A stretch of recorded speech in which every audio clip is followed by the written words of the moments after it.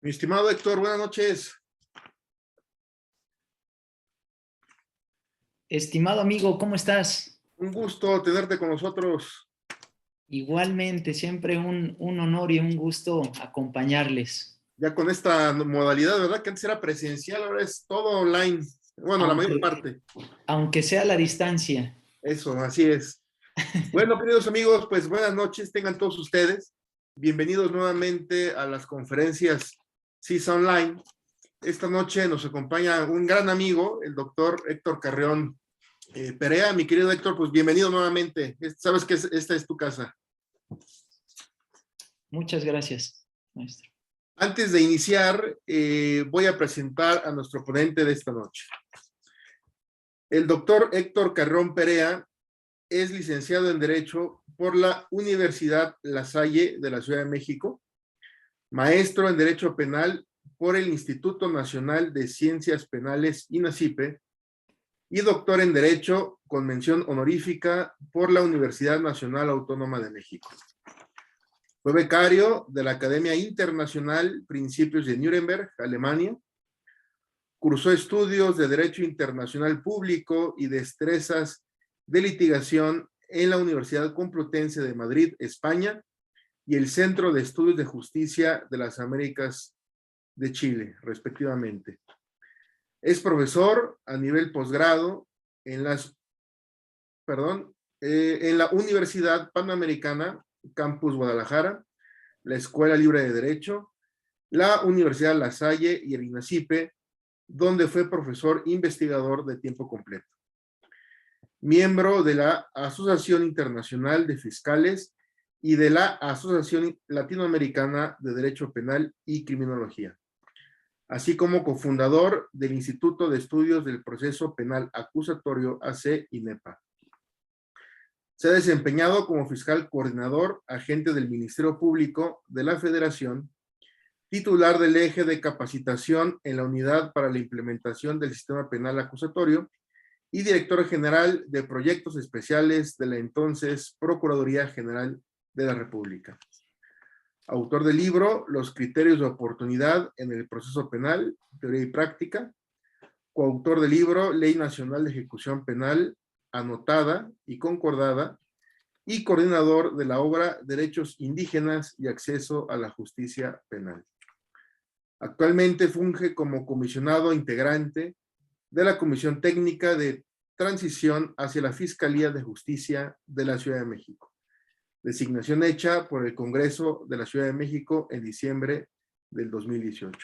Mi querido Héctor, pues un honor tenerte aquí con nosotros. Te agradezco infinitamente pues que compartas con nuestra comunidad que te está viendo ahorita en vivo y que te verán posteriormente cientos de personas, ¿no? Y creo que es muy importante pues que la comunidad jurídica pues se entere, ¿no? De estos temas que son tan interesantes como son los criterios de oportunidad en el proceso penal, sobre todo porque pues actualmente, ¿no? Es un tema que se está aplicando a un caso relevante en nuestro país y creo que eso va a dejar un antecedente muy importante, ¿no? Para poderlo aplicar en otros casos concretos. Querido Héctor, pues este es tu foro y te cedo la palabra. Muchas gracias, maestro Alfredo, por la generosa, como siempre, generosa presentación que hace a partir de este vínculo académico y de amistad que nosotros nos profesamos desde hace muchos años como académicos, como profesores. Recuerdo aquellos viajes académicos e intercambios culturales que teníamos, por ejemplo, en algunos estados de la República, como es el caso del Estado de México, Sinaloa, y bueno, ahora a partir de este proceso de consolidación del proceso penal acusatorio, que hemos tenido la oportunidad de coincidir en el Instituto Nacional de Ciencias Penales. Como lo mencionaba el maestro Alfredo Calderón, es muy importante que nosotros comencemos a analizar desde una óptica lo más objetiva y crítica posible estos nuevos paradigmas, o mejor dicho, estos paradigmas que se están dando a partir de la aplicación de determinados sistemas de selectividad con que cuenta la institución del Ministerio Público para prescindir del ejercicio de la acción penal en determinados supuestos. Uno de esos sistemas de selectividad que más han causado controversia en el ámbito institucional, político y, por supuesto, en el ámbito de jurídico, sobre todo en la función de los operadores que llevan a cabo, pues en este caso, tareas de representación jurídica de personas sujetas a investigación, los propios agentes del Ministerio Público e incluso las personas que llevan a cabo funciones de asistencia jurídica en beneficio de las víctimas, han comenzado a plantearse de manera seria cuál es en este caso, los alcances de estos sistemas de selectividad con que cuenta particularmente el agente del Ministerio Público. Como parte de este ejercicio de reflexión, me voy a permitir puntualizar temas que seguramente serán de gran interés para ustedes y que nos permitirán en cierta medida dejar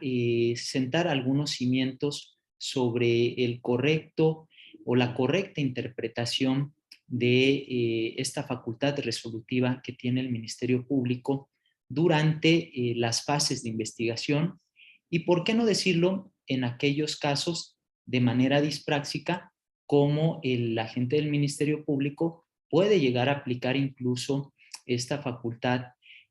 posterior a la formulación de la acusación o, en este caso, a la perfección de ese ejercicio de la acción penal.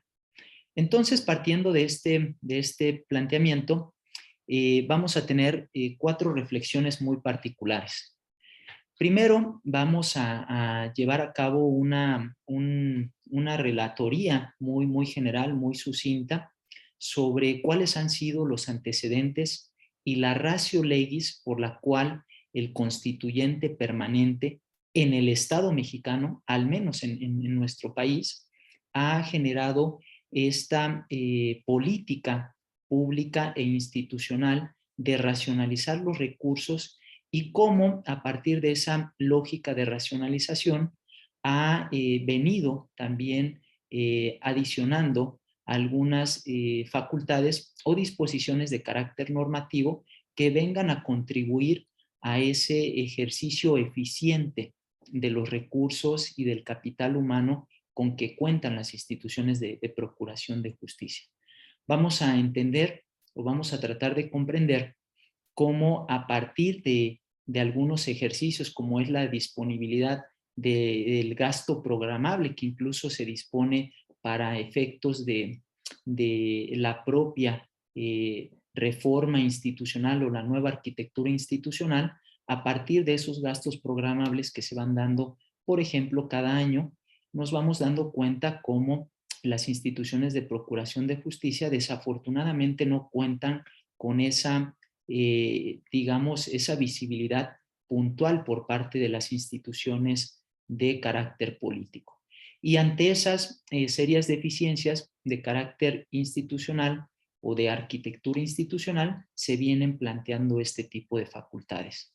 Por supuesto, es importante referir cuáles han sido los principales presupuestos teóricos de los cuales deriva esta facultad resolutiva con la que cuenta el Ministerio Público. Vamos a ver que incluso hacer alguna referencia que, a diferencia del Estado mexicano, algunos otros países, como es el caso del Reino Unido, y que el maestro Alfredo es pues un especialista en este tema, como a diferencia de algunos países anglosajones, o en este caso de sistemas jurídicos anglosajones, en el caso mexicano y en el caso latinoamericano se ha venido planteando un esencialismo jurídico muy particular. Es decir, se ha realizado una búsqueda del ser nacional y, a partir de esa búsqueda del ser nacional, ha venido impregnando también la lógica de configuración y de confección de las normas con las que se va planteando también la forma en que va a trabajar las instituciones de procuración y de administración de justicia. Entre los presupuestos teóricos que vamos a analizar es definir particularmente qué podemos entender por el concepto de criterios de oportunidad, más allá de el simple planteamiento o de ese constructivismo jurídico que se plantea a partir de el propio artículo 256 de nuestro Código Nacional de Procedimientos Penales, y a partir de ello poder definir cuáles son los elementos más importantes o característicos que deberán de ser tomados en consideración para entender a cabalidad cuáles son los alcances de esta facultad resolutiva o forma de terminación de la investigación con que cuenta el Ministerio Público. También nos daremos cuenta que cuestiones que tienen que ver con el análisis de la teoría general del proceso y de la teoría general, en este caso de la teoría del delito, a partir de esos sistemas de interpretación, cómo se va entendiendo de mejor manera esos elementos y esos parámetros de actuación que tienen actualmente las instituciones de procuración de justicia. Por supuesto, no podemos obviar algunas problemáticas emergentes en su aplicación. No vamos a desarrollar todas, solamente haré una referencia a algunas en particular, y quizá una vez que concluya esta exposición tengamos la oportunidad de dialogar con las personas que nos acompañan sobre algunos planteamientos muy particulares que puedan ser de interés en el marco de esta reflexión de algunas problemáticas particulares que desde el ámbito empírico he tenido oportunidad de constatar, no solo desde la perspectiva como agente del Ministerio Público de la Federación, sino también como asesor jurídico y defensor en algunos casos en concreto. Y por supuesto, la cereza del pastel o la corona que nosotros vamos a analizar, la desmitificación de algunos supuestos que, como ya lo ha mencionado nuestro anfitrión, son importantes ponerlos en tela de juicio, sobre todo frente a estas problemáticas que se están dando en la aplicación de determinados supuestos de aplicación de los criterios de oportunidad. Hago mención quizá a la problemática o al supuesto más relevante, o si no más relevante, más escuchado en el ámbito de la opinión pública y de las redes sociodigitales, como pudiera ser el tema de la colaboración eficaz, o como he determinado a partir de una investigación exhaustiva de muchos años, he determinado por denominarle inmunidad transaccional o impunidad deseada por parte del Estado. Y me gustaría poner como reflexión de manera muy particular o hacer una sentencia o una reflexión en ese sentido sobre la utilidad de los criterios de oportunidad como un recurso de última ratio o como un criterio de actuación que debe sujetarse al principio de subsidiariedad que informa un derecho penal de corte humanitario. Y eso a la luz de algunos otros sistemas de selectividad o bien herramientas que se corresponden en el ámbito práctico y teórico con algunas metodologías como son la justicia restaurativa o la propia justicia alternativa en los casos en concreto. Bien, dicho desde esa perspectiva, a mí me gustaría comenzar diciendo pues cuáles son los antecedentes inmediatos que en el ámbito jurídico nacional nos permiten tomar una postura concreta sobre la naturaleza de este sistema de selectividad. Entonces debemos de recordar que a partir de la reforma constitucional del 18 de junio del 2008 se lleva a cabo una reforma de carácter integral, principalmente vinculada con la materialización o la reestructuración de esa forma heterocompositiva de resolución de controversias, como lo llamamos el proceso penal. Es importante mencionar que esa reforma de carácter integral y eminentemente procesal estuvo vinculada también con la reestructuración, o en este caso la reforma o adición de nuevas facultades para aquellas instituciones que llevaran a cabo la investigación y persecución de los delitos. No únicamente el Ministerio Público, sino incluso las propias policías que participan en ese, digamos, en esa función integral que mandata, o mejor dicho, que establece,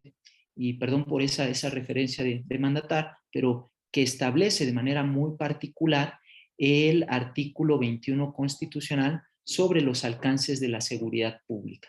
entendiendo que la seguridad pública es un concepto amplio y en él se encuentra inserto también las funciones de procuración de justicia, a saber, investigación y persecución de los delitos. Entonces, a partir de esta reforma al artículo 21 constitucional, se establece que el Ministerio Público podrá determinar criterios de oportunidad en relación al ejercicio de la acción penal. Es decir, que tiene la disponibilidad de ejercitar o no la acción penal en determinados supuestos, y frente a esa disponibilidad crítica, o en esa disponibilidad o esa facultad que tiene, podrá optar por algunas determinaciones que se van a adicionar a aquellas determinaciones o resoluciones que ya se establecían, por ejemplo, en los códigos de procedimientos penales anteriores a la sanción y publicación del Código Nacional de Procedimientos Penales. Particularmente, el no ejercicio de la acción penal, el archivo temporal o el acuerdo de reserva, como lo establece todavía el propio artículo 20 constitucional, y así también la facultad de abstenerse de investigar, que vendría a adicionarse de manera complementaria a esta última que denominó el constituyente permanente como criterios de oportunidad. Es importante mencionar que cuando el constituyente permanente comienza a realizar ese procedimiento de carácter legislativo, toma en consideración algunos planteamientos y buenas prácticas que se están dando en el ámbito internacional y, por supuesto, en el ámbito regional. Se tomaban como referencia, por ejemplo, algunos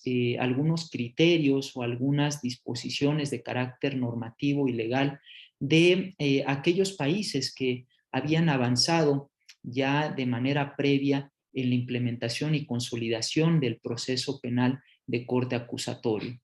Las principales referencias que podemos enumerar son particularmente aquellas referencias de países como Colombia, países como Guatemala, países como Chile e incluso Argentina, que como sabemos desde la década de los 40 del siglo XX ya se planteaba una nueva estructura organizativa de las instituciones de procuración de justicia, y por supuesto que esa estructura organizativa fuera acorde con un proceso penal de corte liberal. No es cierto esa afirmación que se hace en muchos foros, que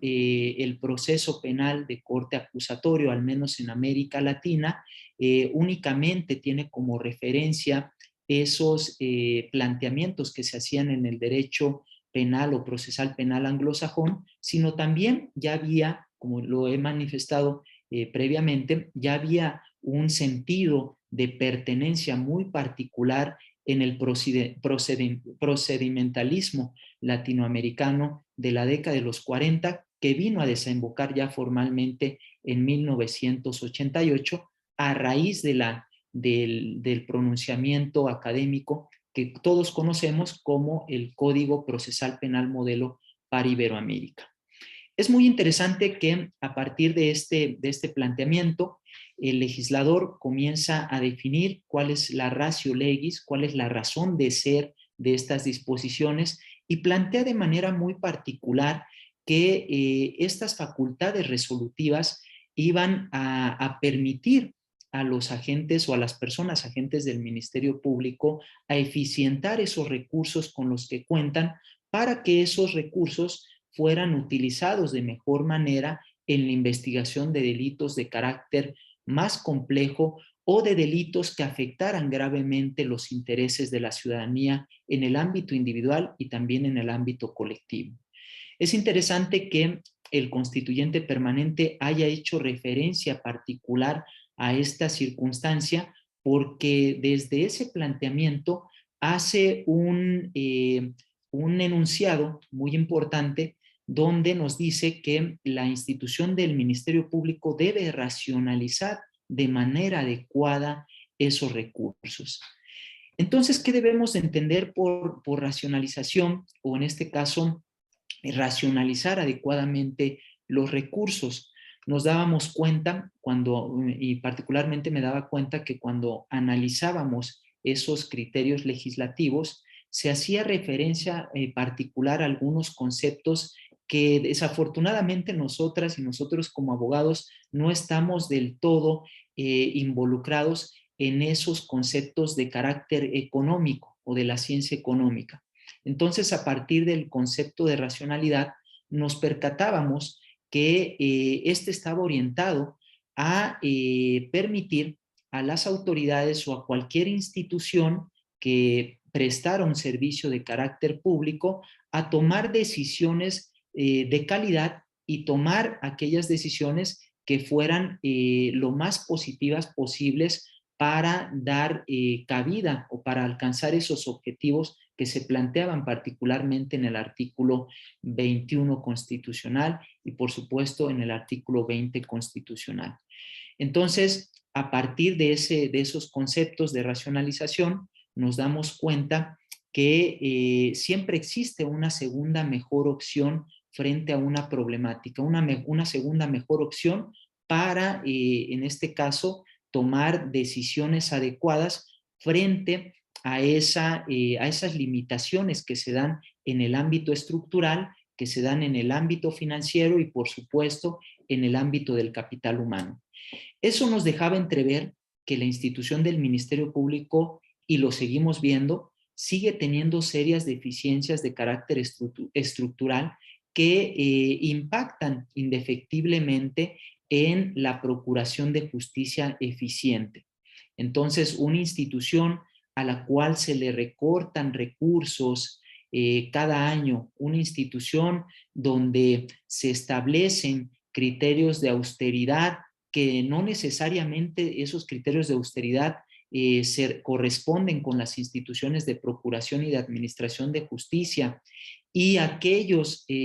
planteamientos de serias deficiencias en los recursos tecnológicos y demás, pues sabemos que impactan en algunas cuestiones como pudieran ser fenómenos como la corrupción y la propia impunidad. Es así que la institución del Ministerio Público históricamente ha tenido que validar nuevas estrategias de política criminal para poder alcanzar esos objetivos de procuración de justicia. Entonces tenemos como ejemplos que en la década de los 90 del siglo XX se establecía, por ejemplo, la instauración de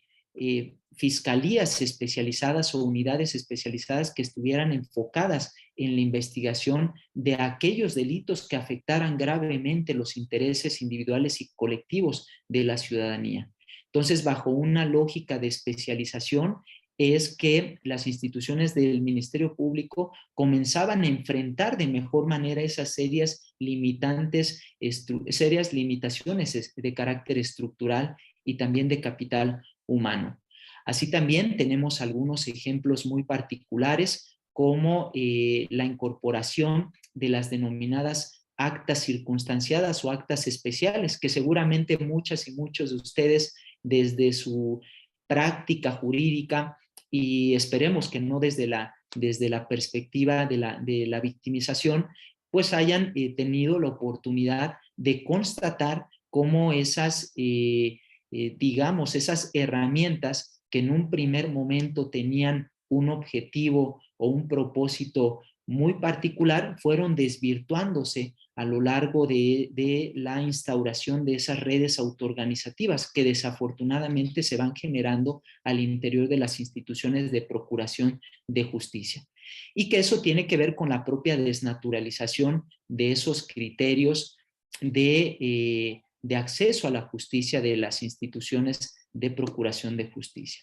Entonces veíamos que a partir de esas circunstancias, a partir de la desnaturalización, a partir incluso de esta lógica de especialización de las fiscalías o agencias del Ministerio Público especializadas que pudieran enfocarse a nuevos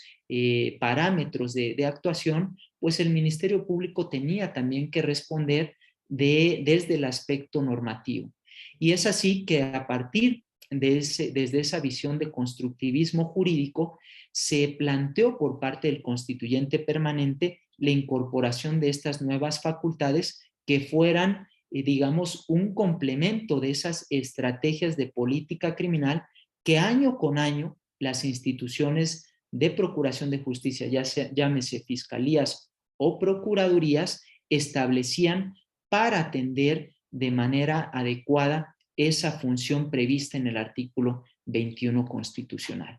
Entonces nos damos cuenta que ahí se establece y posteriormente ya el Código Nacional de Procedimientos Penales retoma de manera particular esa disposición teleológica que plantea el propio artículo 21 y le incorpora ya formalmente en el artículo 256 del Código Nacional de Procedimientos Penales, como una forma de terminación de la investigación, un sistema de selectividad o una facultad resolutiva del Ministerio Público para prescindir del ejercicio de la acción penal en determinados supuestos. Cuando ustedes analizan, por ejemplo, el artículo 256 del Código Nacional de Procedimientos Penales, se establecen los supuestos de aplicación de estos criterios de oportunidad. Es interesante porque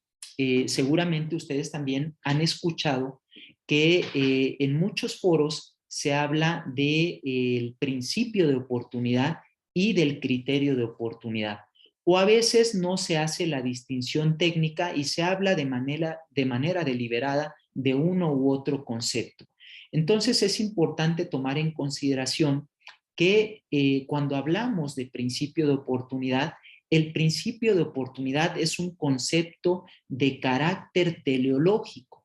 Es un concepto que da orientación no solo a la materialización de los criterios de oportunidad, sino también a otras manifestaciones digamos, de esos principios de última ratio o de mínima intervención del derecho penal, que lo vemos a través de ese proceso de criminalización secundaria o, mejor dicho, de ese proceso de concretización del poder punitivo del Estado en los casos concretos. Entonces, algunos países, como es el caso de Colombia, han adoptado formalmente o le han querido dar un concepto, una naturaleza de carácter formal al principio de oportunidad, así lo establecen en su propia ley procesal. Sin embargo, nosotros, desde una perspectiva más cuidada, más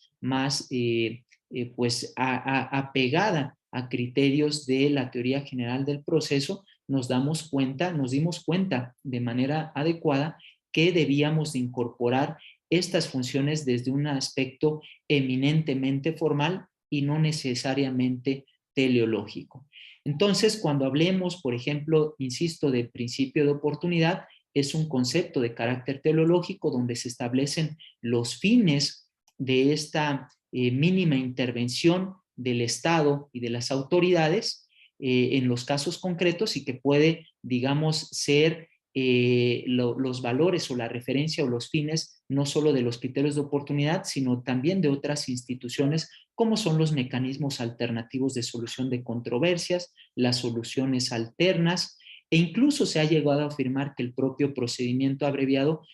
abreva de este principio de oportunidad. Sin embargo, en este aspecto soy un poco crítico porque más allá de que abreve del principio de oportunidad, el procedimiento abreviado es una materialización concreta del principio de oficialidad o de legalidad de carácter procesal.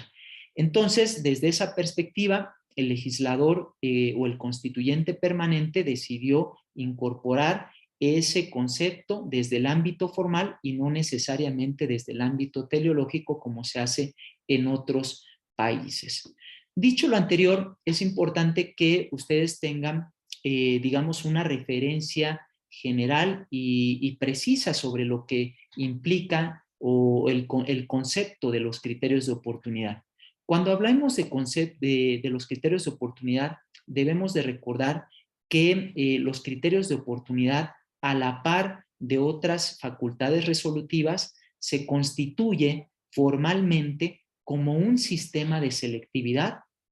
como una forma de determinación de la investigación y también como una facultad resolutiva con la que cuenta de manera exclusiva la institución del Ministerio Público para prescindir del ejercicio de la acción penal en determinados supuestos en los que sí se haya constatado por parte de la autoridad investigadora que sí se cometió un injusto penal,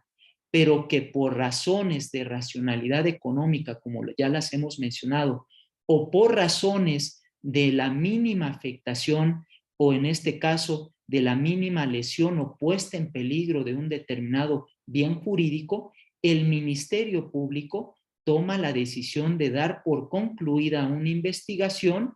en beneficio de una persona. Entonces, a partir de este concepto de carácter general, ustedes podrán hacer la confrontación directa con el propio artículo 256 y ustedes se preguntarán, bueno, pero ¿por qué usted no mencionó también que para aplicar ese criterio de oportunidad o esta facultad resolutiva formal con la que cuenta el Ministerio Público, se debe de reparar el daño?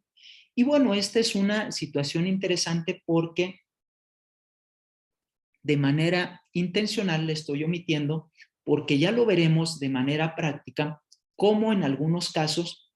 no necesariamente las autoridades ministeriales están haciendo valer este criterio normativo que se establece en el propio artículo 256. Pensemos, por ejemplo, en aquellos irrepresentados intereses o irrepresentados bienes jurídicos o afectaciones a determinados bienes jurídicos con los cuales no se tiene ninguna representación jurídica puntual. En aquellos delitos, por ejemplo, muy criticados por la violación al principio de ofensividad, como pudiera ser el caso de los delitos de portación de armas de fuego y así sucesivamente otro tipo de delitos vinculados con esa, digamos, con esa lógica de no afectación a los propios bienes jurídicos. Entonces, a partir de eso, es importante que nosotros comencemos a hacer una seria crítica y análisis sobre los alcances que pudiera llegar a tener incluso esta exigencia de reparación del daño que en los casos concretos o de manera interlocutoria el Ministerio Público, ya sea de manera correcta o incorrecta, desde la perspectiva de los principios del derecho procesal penal, asuma funciones o se arrogue funciones cuasi jurisdiccionales para determinar en los casos concretos qué es lo que sí corresponde o no a una reparación del daño integral. Entonces, a partir de ahí, vamos a ver algunas cuestiones muy particulares. No voy a ser muy exhaustivo en eso porque no nos da el tiempo, pero vamos a darnos cuenta de esas circunstancias muy particulares. Entonces, a partir de este primer concepto que ya habíamos visto, que tiene que ver con una facultad resolutiva, un sistema de selectividad o una forma de determinación de la investigación con la que cuenta el Ministerio Público, nos vamos a percatar que de ahí podemos ir deduciendo determinados elementos para conocer los alcances de estas facultades resolutivas. Uno de los primeros planteamientos que a mí me gustaría poner a consideración de ustedes tiene que ver con la mínima afectación o la mínima lesión o puesta en peligro de determinados bienes jurídicos. Cuando hablamos, por ejemplo, de los fundamentos teóricos o los presupuestos esenciales de esta facultad resolutiva e incluso del propio principio de oportunidad como criterio teleológico de los criterios de oportunidad, nos vamos a dar cuenta que históricamente existen algunos estudios que curiosamente parten del ámbito penal sustantivo que dan un determinado sustento a esas facultades resolutivas para aplicarse en los casos concretos. Lo vemos de manera particular con algunos estudios de penalistas cuyos estudios aún no han sido todavía, digamos, superados en el ámbito práctico y en el ámbito teórico, como son los estudios, por ejemplo, o teorías o subteorías de dogmáticos, como fue el caso de Hans Belzel, cuando nos hablaba de la teoría de la adecuación social. Hay conductas que, si bien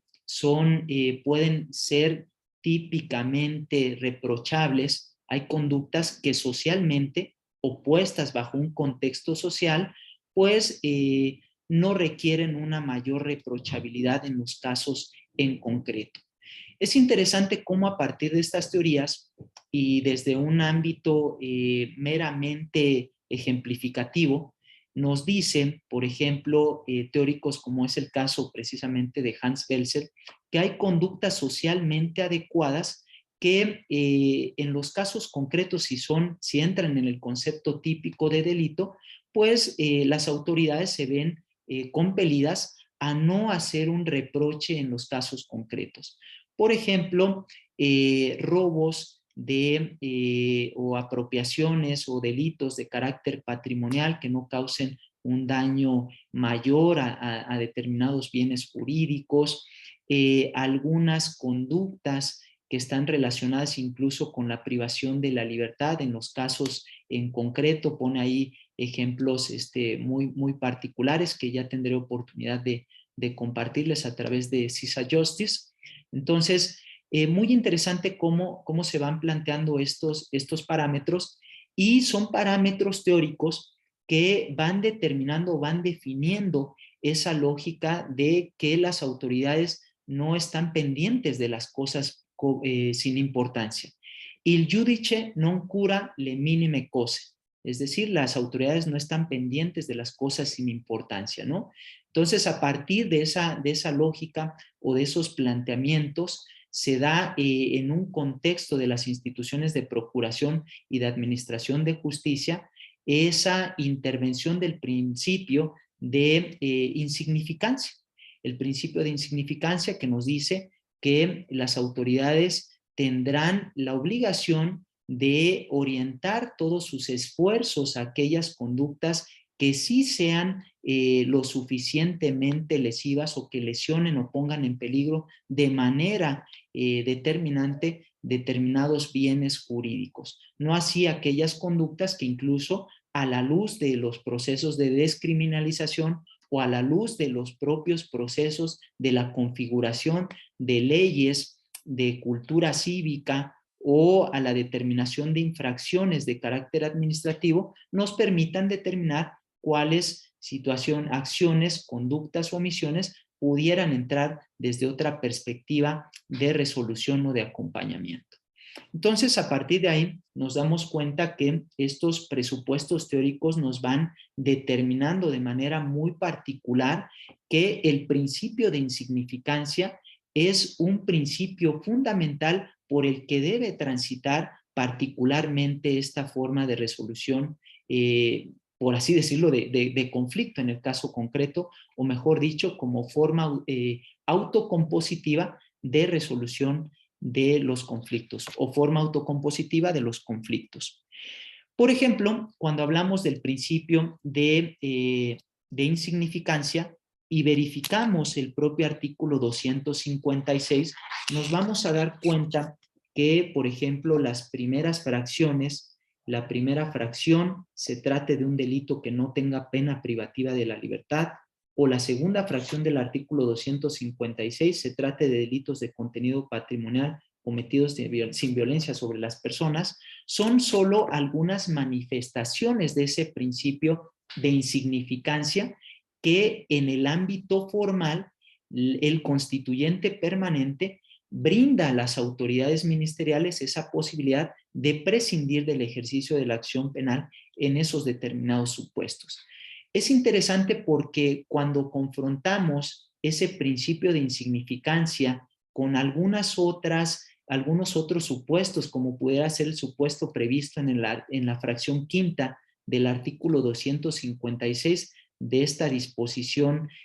procedimental, nos damos cuenta que no necesariamente ese principio de insignificancia se corresponde con esa lógica de colaboración eficaz, o bien con esa herramienta que ha sido utilizada o desnaturalizada por las instituciones de procuración de justicia en determinados casos para la investigación de delitos que sí afecten gravemente determinados intereses o que incluso estén vinculados con la propia lógica de la ley federal contra la delincuencia organizada. Ese es un tema que dejaremos en paréntesis en este momento, pero lo vamos a abordar de manera determinante y de manera crítica al final de la sesión. Entonces, desde esa perspectiva nos damos cuenta que el principio de insignificancia es el que configura adecuadamente la materialización o el cauce de los criterios de oportunidad, y eso viene sustentado incluso de manera muy particular por resoluciones, lineamientos o planteamientos de asociaciones, por ejemplo, como es el caso de la Asociación Internacional de Fiscales o la propia Organización de las Naciones Unidas, para plantear de manera adecuada cómo esas facultades resolutivas deben de utilizarse de manera objetiva y no sucumbir a una lógica de disponibilidad irrestricta en la que pueden pues caer fácilmente las instituciones de procuración de justicia. Entonces, les recomendaría, por ejemplo, que analizaran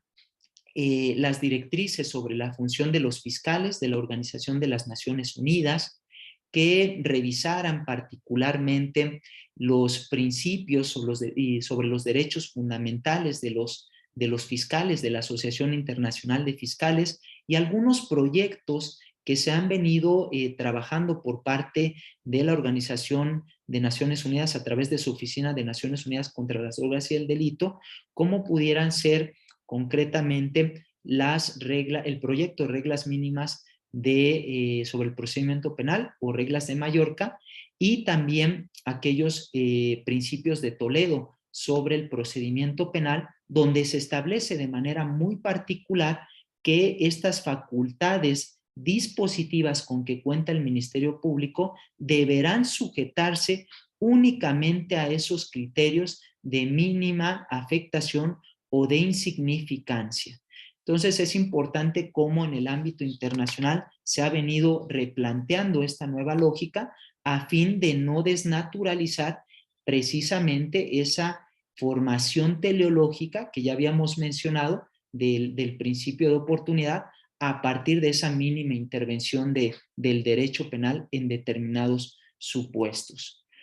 Problemáticas emergentes que me permito poner a consideración e ilustrar de manera muy particular. Hay diversas problemáticas que tuve oportunidad de constatar desde el ámbito del servicio público y también desde el ámbito privado. Y pongo como referencia la forma en que algunas personas, agentes del Ministerio Público, están interpretando de manera particular la aplicación de estos criterios de oportunidad. En muchas de las ocasiones asignan las funciones o los efectos del no ejercicio de la acción penal directamente con los criterios de oportunidad.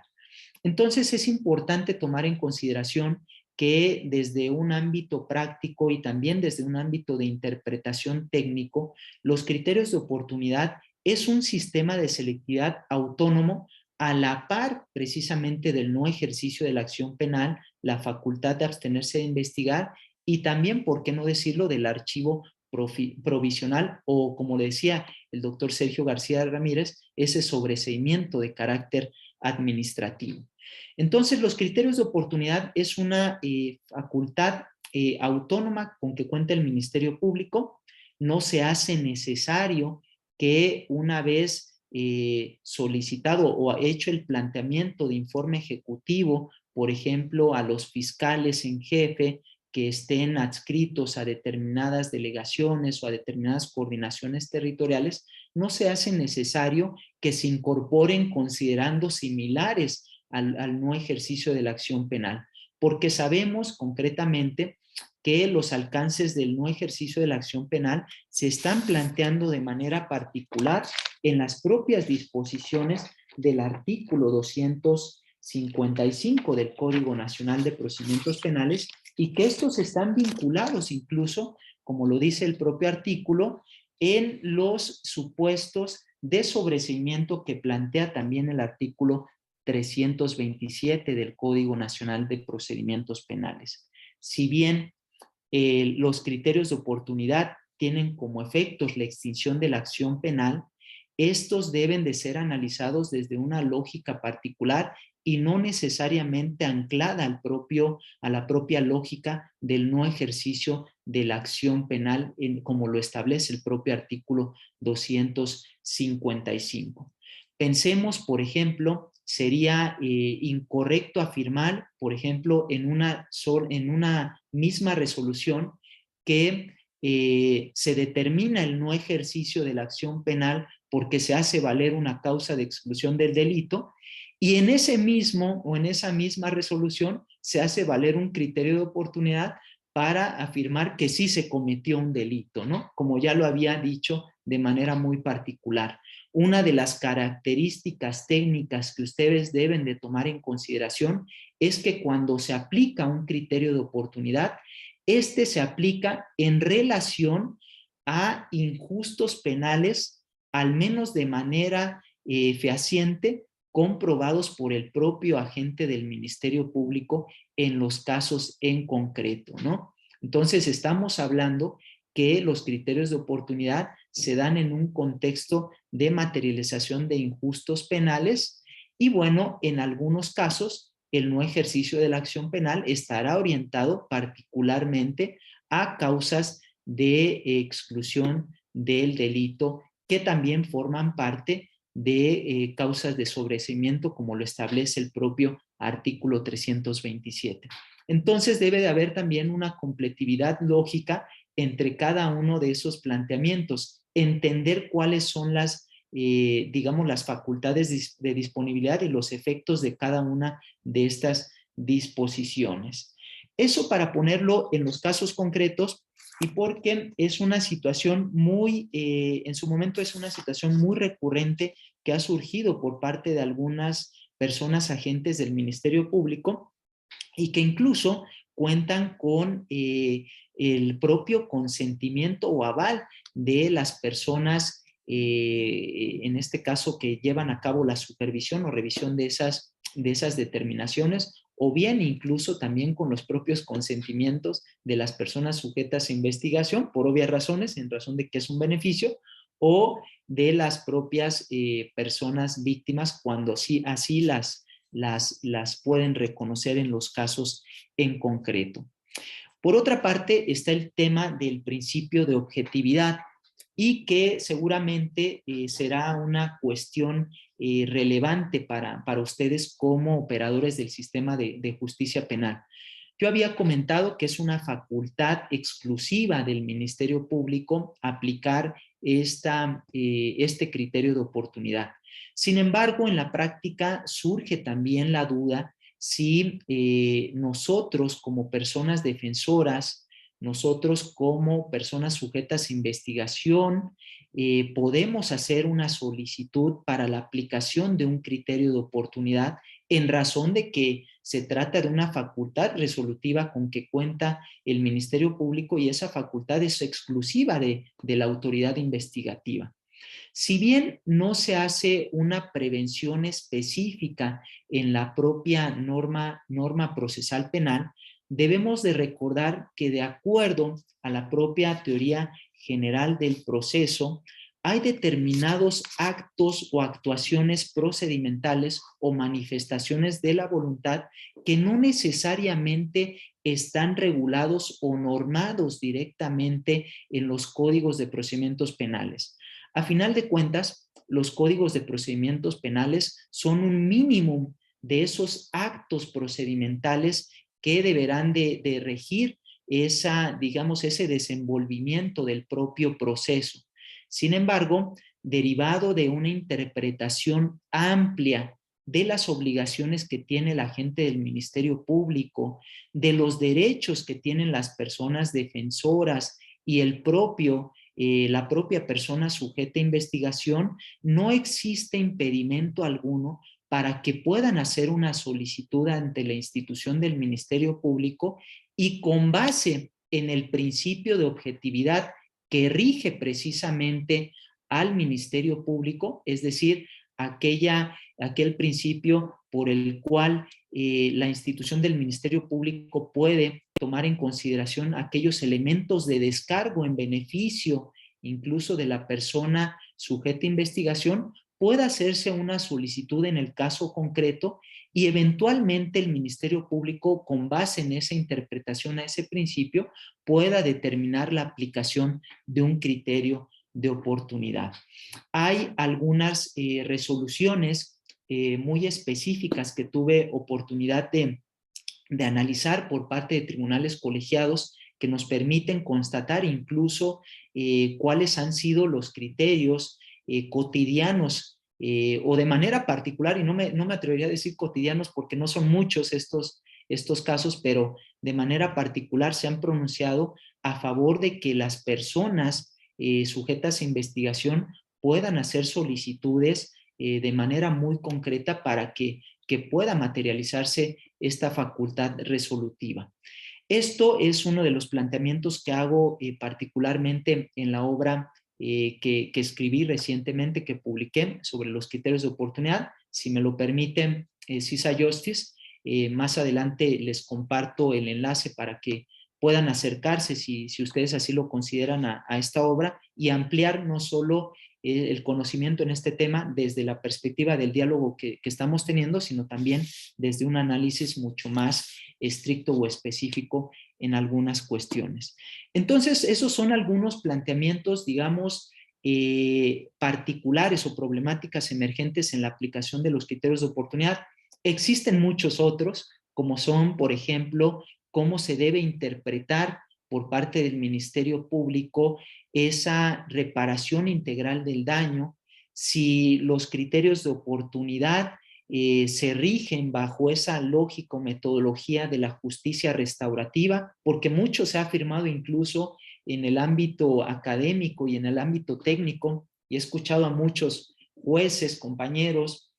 compañeras juezas y agentes del Ministerio Público que refieren que los criterios de oportunidad son una manifestación de la justicia restaurativa. Entonces, es importante que dejemos en claro que si bien los criterios de oportunidad son una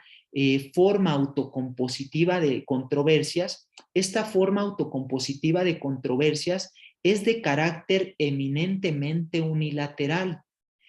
Y al ser una forma autocompositiva de controversias de carácter unilateral, es el Ministerio Público el que lleva a cabo la disponibilidad sobre la materialización de la reparación del daño o bien sobre la garantía del mismo. O en su caso, se pueden dar determinadas dispraxis donde el Ministerio Público se ve obligado por cuestiones de carácter político por parte de determinados defensores o bien por la propia víctima en determinados casos. Es interesante que analicemos estas vertientes o lógicas de actuación porque cuando lo confrontamos particularmente con otras formas autocompositivas de controversias que son o que se materializan desde el ámbito bilateral, es decir, desde la propia proyección y necesidades de la víctima o bien de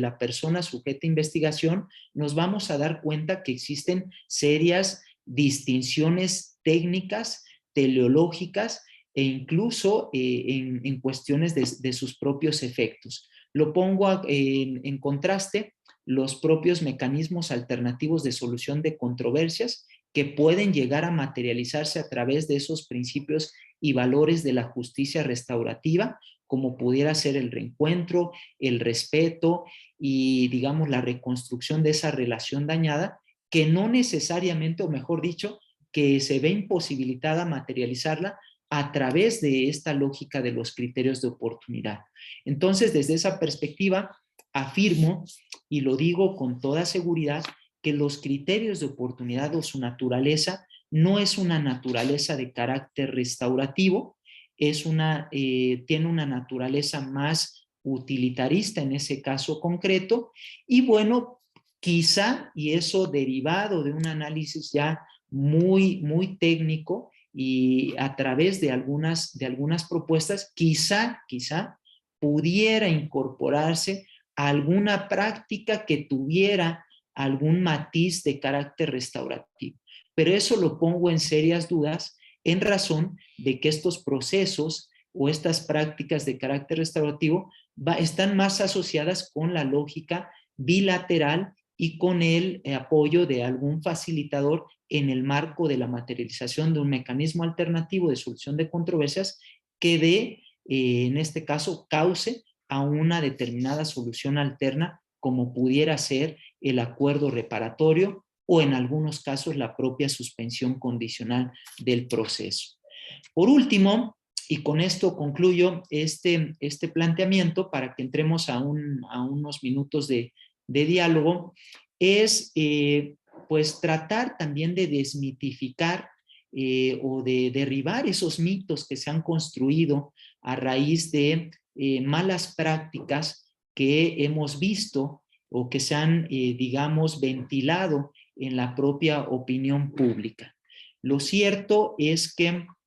bajo esta lógica del principio de insignificancia, bajo esta lógica del principio de subsidiariedad, es importante que nosotros en la práctica y principalmente las personas agentes del Ministerio Público no desnaturalicen estos criterios de oportunidad o los objetivos de los criterios de oportunidad. Lo voy a poner de manera muy concreta en estos casos emblemáticos donde conforme a la fracción quinta del artículo 256 existe la posibilidad de que algunas personas que hayan participado en un determinado injusto penal presten una colaboración o ayuda eficaz a las autoridades ministeriales para llevar a cabo la persecución de alguna otra persona que haya participado también en la comisión de ese injusto penal. Obviamente bajo las reglas de la autoría y participación que desafortunadamente no han sido delimitadas en el ámbito del litigio y tampoco han sido delimitadas por parte de las instituciones de procuración de justicia. Lo cierto es que esta disposición prevista en la fracción quinta del artículo 256 es una muestra de ese constructivismo jurídico pernicioso que ha desembocado en nuestra propia legislación procedimental penal, y nos damos cuenta a través de testimonios de juezas y jueces y también de fiscales en otros países donde se ha prosperado, digamos, de otra manera en la materialización de este tipo de facultades resolutivas, se ha planteado incluso la poca eficacia que se tiene en casos concretos e incluso la propia inconstitucionalidad y la poca legitimidad que pueden tener este tipo de herramientas de carácter procesal. Entonces, desde esa perspectiva, la Organización de las Naciones Unidas ha hecho análisis y diagnósticos y ha reportado que muchos países a nivel internacional han comenzado a dejar de utilizar este tipo de medidas porque estas medidas pues terminan erosionando también la autonomía y la independencia de las instituciones de procuración de justicia. Y frente a esta situación, la Organización de las Naciones Unidas propone que se retomen otro tipo de medidas o se potencialicen o se fortalezcan otro tipo de medidas como pudiera ser el procedimiento abreviado en los casos concretos. O bien beneficios, sí beneficios a las personas colaboradoras, pero que no estén intrínsecamente ligadas con una inmunidad lisa y llana, sino como una reducción del propio reproche o de la sanción que será reprochable o que se impondrá a través de ese juicio de reproche por parte de las instituciones de administración de justicia. Ustedes lo constatarán, y con esto finalizo, lo constatarán cuando tengan oportunidad de dar lectura al libro, porque en él hago referencia de manera muy cuidadosa a las estadísticas institucionales que en su momento reportó la Procuraduría General de la República, y nos damos cuenta que ese tipo de facultades resolutivas terminan siendo, como diría el doctor Eugenio Raúl Zaffaroni, una pieza de museo en los casos en concreto. Bien, estas son solo algunas reflexiones en los casos concretos. Ahorita que platiquemos, me gustaría proyectar rápidamente un ejemplo de este principio de última ratio y cómo se utilizan los criterios de oportunidad, pero me reitero a sus órdenes y estoy atento a las preguntas y diálogo y retroalimentación que ustedes tengan a bien hacer. Muchas gracias, maestro. Señor Héctor, muchas gracias por tu excelente exposición. Tenemos algunas preguntas de otros asistentes que están en nuestras redes sociales. La primera pregunta dice, ¿el defensor puede solicitarlo directamente al Ministerio Público? Y si éste lo niega, ¿podemos acudir ante el juez de control para que lo autorice?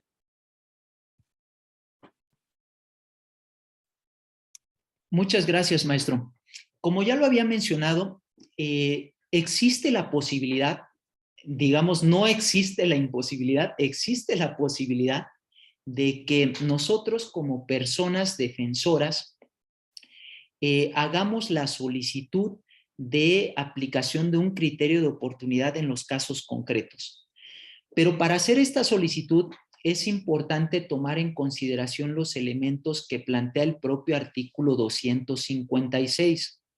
que nosotros como abogados defensores tengamos en el caso concreto un planteamiento muy específico sobre esa reparación interlocutoria del daño. Ya lo he insistido, que es una reparación interlocutoria del daño, que haga una referencia muy particular, o bien de aspectos específicos pueda, en el caso concreto, garantizar esa propia reparación del daño. Es interesante esta pregunta porque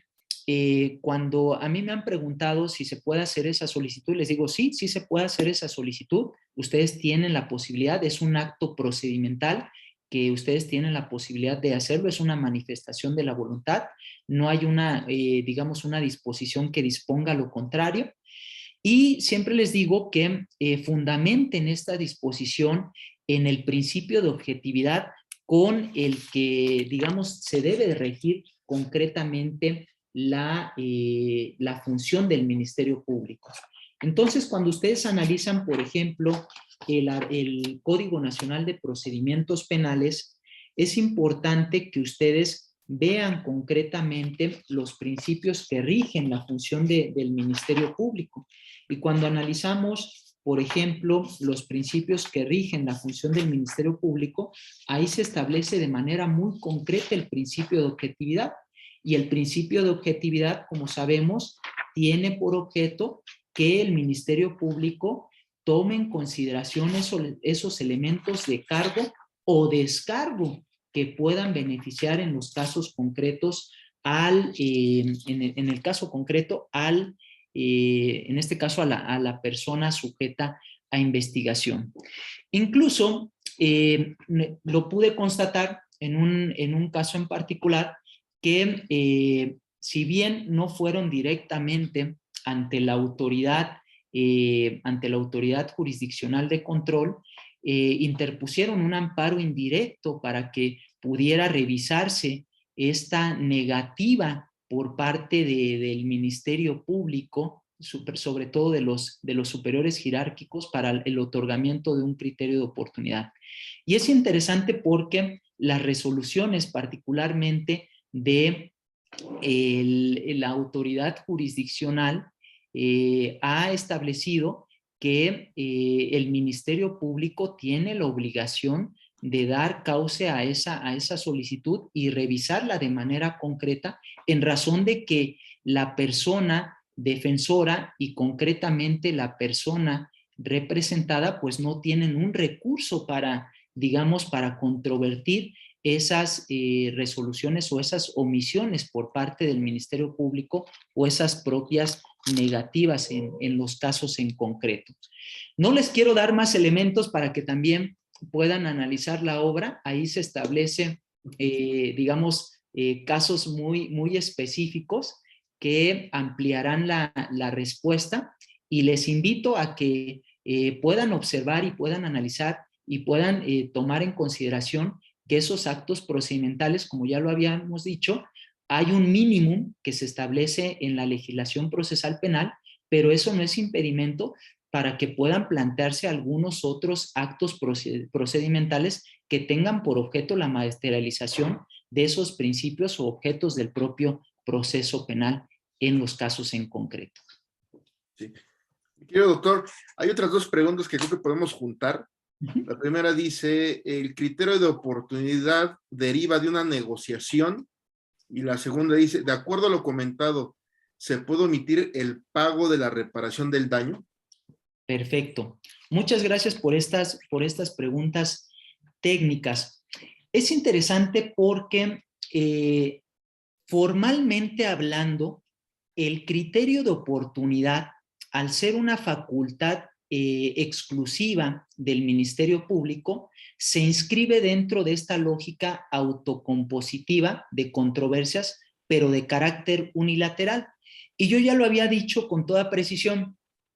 el Ministerio Público en determinados casos lleva a cabo, o mejor dicho, en la mayoría de los casos, él toma las decisiones o incluso llega a constreñir a las propias víctimas o a los propios, en este caso, personas sujetas a investigación, para que se materialice de manera muy concreta esa reparación del daño, esa garantía sobre la reparación del daño. Y es interesante porque en la práctica, ya lo mencionaba, se pueden dar distintas alternativas de materialización de este carácter unilateral con que cuenta esta resolución.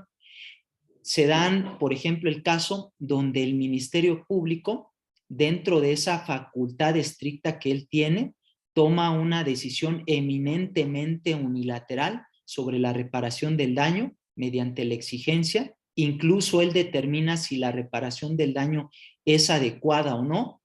en muchos de los casos, sin tomar en consideración todos los criterios de reparación integral que establece la propia Ley General de Víctimas o el propio Código Penal Federal. En algunos otros casos,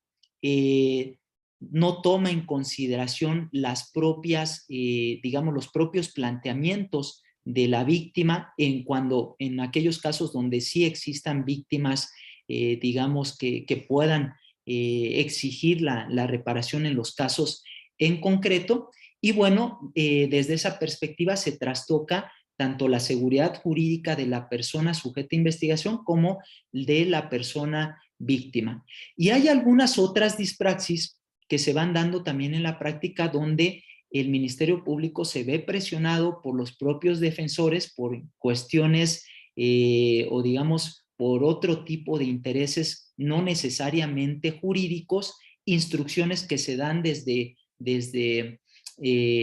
una autoridad mayor, o bien algunos otros planteamientos de carácter o de la opinión pública que puedan impactar incluso sobre su propio trabajo, o bien desde la perspectiva de la tutela de los intereses de las víctimas, donde algunos tipos de reparación son incluso de carácter desproporcionado, que no se corresponden también con la propia lógica de esa reparación de carácter integral. Es importante que eso lo analicemos desde esa perspectiva. Pero bueno, hay algunas manifestaciones que sí se pueden plantear desde una lógica de la transacción. Y lo mencionaba de manera muy concreta con la fracción quinta del artículo 256, que quizá es una de las manifestaciones más perniciosas en torno a la desnaturalización de los criterios de oportunidad. Y en esos casos en concreto, sí, y lo vemos, lo hemos visto de manera muy particular, existen negociaciones o transacciones que se han dado entre el Ministerio Público y la autoridad, entre el Ministerio Público y la defensa. No así también con, digamos, la participación de las víctimas en algunos casos en concreto, donde desafortunadamente terminan siendo invisibilizadas desde esa perspectiva. Entonces, de acuerdo, por ejemplo, a algunos estudios que se han planteado de manera histórica por parte del doctor Niceto Alcalá Zamora y Castillo, vamos a poder constatar desde esa perspectiva que en algunos casos esta forma autocompositiva de controversias de carácter unilateral pudiera sucumbir a una lógica de transacción muy similar a la que se plantea, por ejemplo, en algunos casos como es el propio procedimiento abreviado. O bien, en algunos casos pudiera darse una manifestación de determinados allanamientos en el reconocimiento de determinados hechos y demás. Pero bueno, ese es un planteamiento que nosotros debemos de tomar en consideración. Y sí, sí existe esa lógica, pero no desde una perspectiva eminentemente formal, sino más como una circunstancia de dispraxis o malas praxis o malas prácticas que se dan en el contexto de deliberación de este tipo de resoluciones. Y maestro, ¿me podrías recordar la segunda pregunta que estaba adicionada? Sí, de acuerdo a lo comentado, ¿se puede omitir el pago de la reparación del daño? Claro. Bueno, como lo establece el artículo 256, el artículo 256 plantea como un requisito, digamos, para la procedencia del criterio de oportunidad, la reparación del daño. Pero también el artículo 256 establece la posibilidad de que en caso de que la víctima, por ejemplo, supongamos en caso de que algunas víctimas no estén de acuerdo en un primer momento con ese planteamiento de reparación del daño o esa valoración de reparación del daño que haga el Ministerio Público en el caso concreto, el Ministerio Público, motu propio, por eso digo que es un concepto o es una perspectiva de carácter unilateral, determinará que puede estar garantizada la reparación del daño y aplicará el criterio de oportunidad. En consecuencia, notifica a la víctima y si la víctima tiene alguna, digamos, ve que hay alguna discordancia o requiere, digamos, hacer una exigencia distinta sobre la reparación del daño o controvertir esa resolución, como lo establece el propio artículo 258 del Código Nacional, existe la posibilidad de que las víctimas puedan en los casos concretos verificar o revisar la legalidad de esa resolución que impacta directamente sobre digamos, sobre sus propios intereses, sus propias necesidades. Yo comentaba que hay algunos casos en concreto donde la institución del Ministerio Público aplica criterios de oportunidad incluso en casos donde no hay víctimas o donde no hay una víctima que pueda representar un determinado bien jurídico. Supongamos en los casos concretos el bien jurídico de la seguridad ciudadana o la seguridad pública en aquellos, por ejemplo, delitos como son la aportación de arma de fuego. En la estadística de la propia, por ejemplo, Procuraduría General de la República, se han establecido o se han actualizado numerosos criterios de oportunidad y bueno, nos damos cuenta o me di cuenta que en esos casos pues no existía pues un esquema de supervisión de esa resolución que estuviera orientada incluso a valorar si fue legal o no la aplicación de ese tipo de resolución. Entonces, en esos casos es interesante porque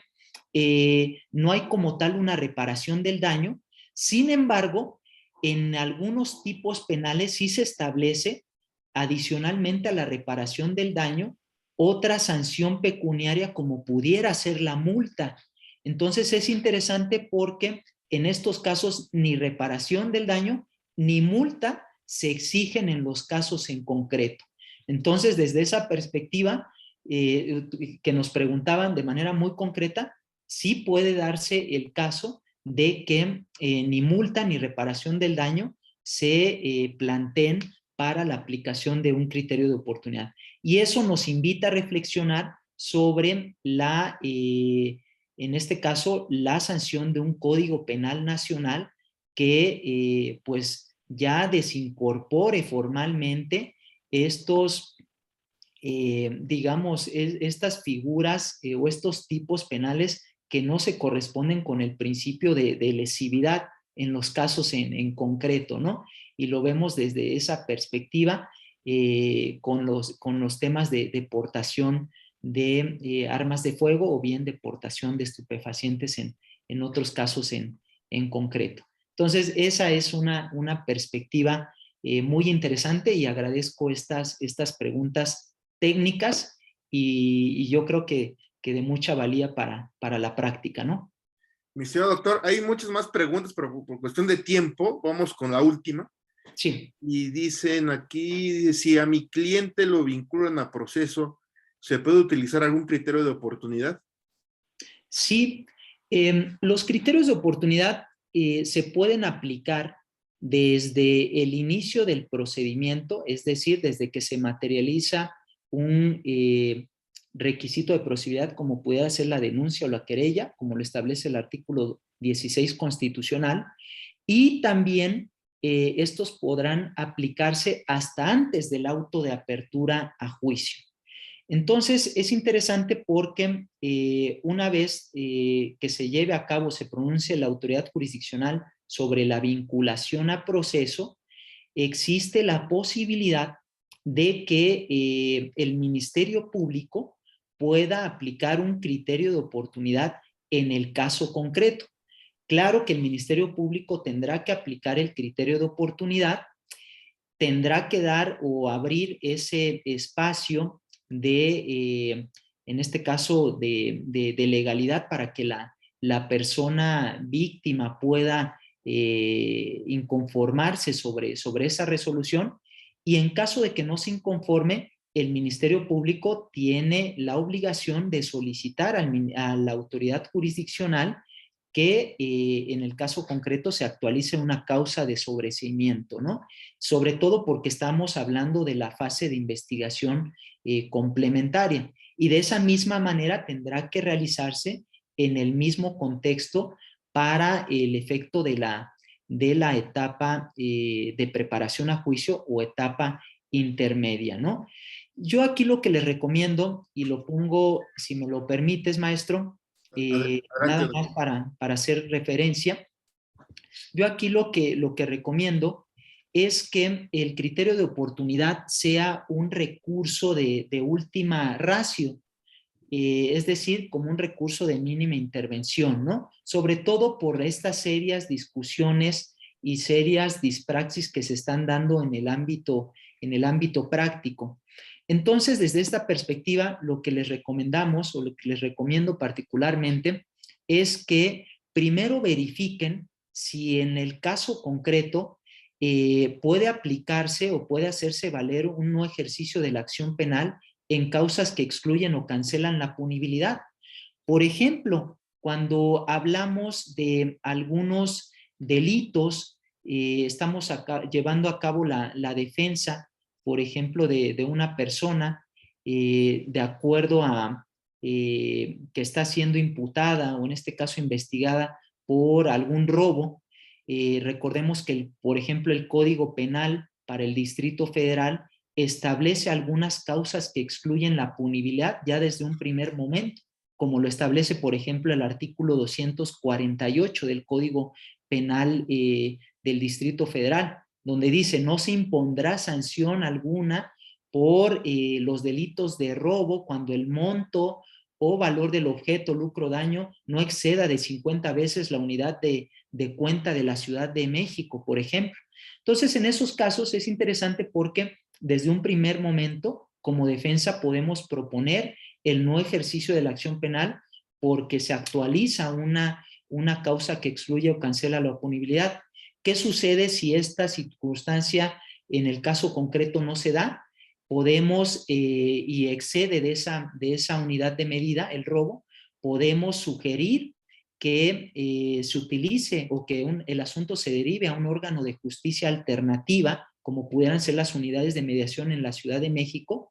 y bueno, se lleve a cabo un proceso. Lo ideal sería que se lleve a cabo un proceso restaurativo a través de la mediación o la conciliación, y a través de ahí se determinen obligaciones de dar, hacer o no hacer, y se concretice en un acuerdo reparatorio que tenga por objeto que en el caso concreto pues se extinga la acción penal. Pero si no se da, por ejemplo, el consentimiento o la voluntariedad de las personas en esos casos en concreto, pudiera llegar a materializarse una solución alterna una vez ya vinculado a proceso, como pudiera ser la suspensión condicional del proceso a prueba, que en el caso concreto, como está establecida, no necesariamente está vinculada con, digamos, la orientación a través de los mecanismos alternativos, sino que se puede aplicar de manera directa por la autoridad jurisdiccional, y se sugiere directamente por el Ministerio Público o la persona sujeta a investigación. Si esas circunstancias no funcionan, tenemos como ya recurso de última ratio la aplicación de los criterios de oportunidad, pero solo en la medida en que estas resoluciones no lleguen a prosperar. Y por eso les invito a que revisen, por ejemplo, los lineamientos que ha emitido concretamente la Conferencia Nacional de Procuración de Justicia sobre la materia. Bien, este es el planteamiento. Quedan más preguntas, quedan más dudas al respecto, pero espero que esta plática pues haya sido de mucha utilidad, y agradecer esa retroalimentación a partir de las preguntas, mi querido amigo y maestro. Mi querido doctor, pues muchas gracias. La verdad es que fue una excelente exposición. Dejas muchas ideas muy interesantes que todos nosotros pues tenemos la obligación de ahondar en ellas para poderlas aplicar en la práctica. Me gustaría, mi estimado doctor, si pudieras compartir el link o el lugar donde pueden adquirir nuestros alumnos tu libro para que puedan estudiar más sobre este tema, que lo pudieras compartir aquí en el chat del Zoom. Sí. Y a partir de aquí nosotros lo podamos jalar a la transmisión que tenemos en este momento en el Facebook. Ya está ahí el link, compañeros. Así es. Ya está el link ahí, lo vamos a también a pasar le pido a mi equipo, por favor, si lo puede pasar al Facebook. Y también, querido Héctor, si me lo puedes también compartir al WhatsApp.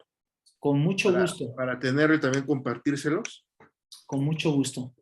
Ahorita en unos minutos. Sí, y por aquí hay algunos mensajes de algunos de nuestros asistentes. Nos dice aquí Lili Castillo: excelente noche, grato aprender de grandes conocedores como ustedes. Michi González nos dice: un gusto saludarlo y escucharlo. Felicidades, doctor Carrión. Muchas gracias, maestra. También María Villagómez, gracias, interesante exposición del tema. Y nos dice también Pablo Segura: felicidades al doctor Carrión y a Cisa Justice por su magnífica exposición. Mi querido Héctor, pues un gusto tenerte como siempre, y sabes que te apreciamos muchísimo. Igualmente. Haces una gran labor ahora con tu actual responsabilidad, ¿no? Que es el tema de la transición a la Fiscalía.